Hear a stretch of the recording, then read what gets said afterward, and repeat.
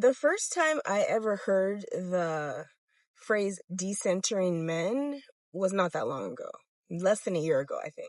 And I've thought a lot about it. And I've watched some things online about decentering men. And it initially caught my attention because I was upset at a man at the time. And I was like, man, to not care, to decenter sounds amazing.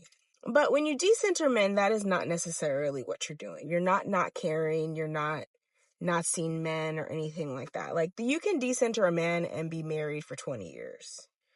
Basically, that man is not, like, you don't think about him more than you think about yourself and what you want to do, which is very important. As a confidence and mindset coach for women, I want you to think about the relationship you have in your life, and is it holding you back from your dreams?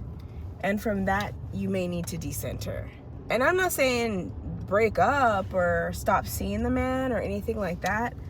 But if you are working on being an entrepreneur or getting a promotion at your job or just being the best at whatever you can be, maybe it's being a better mother, being more in tune with your children or your family, or you have a family member to take care of, but you feel like your relationship or your significant other is overwhelming for you, that's where the decentering comes in.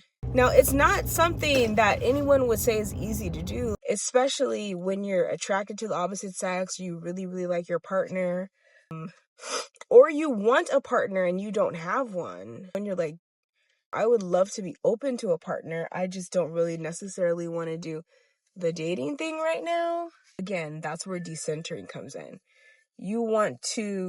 Their number one questions are, what do I want? What is my time like? How am I using it?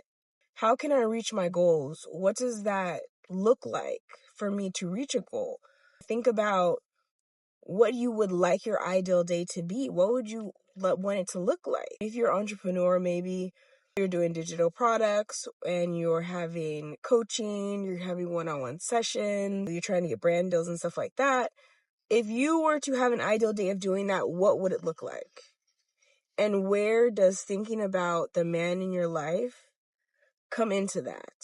Because at the end of the day, it is something that can be a part of the schedule. And being in a relationship, no matter if it's short or long, they're emotional and they tend to take over our being, our mind, our hearts, our souls at different times. And you can deal with all of that if you want to, but think about what is taking away from you and decide if how you're living, how this is all playing out, is the best for you. Because at the end of the day, the goal is that us living a certain amount of time in life, none of us know when we're going to pass away. If in 10 years you were at the exact same place you are now with that same partner and then they took up most of your headspace, would you be happy?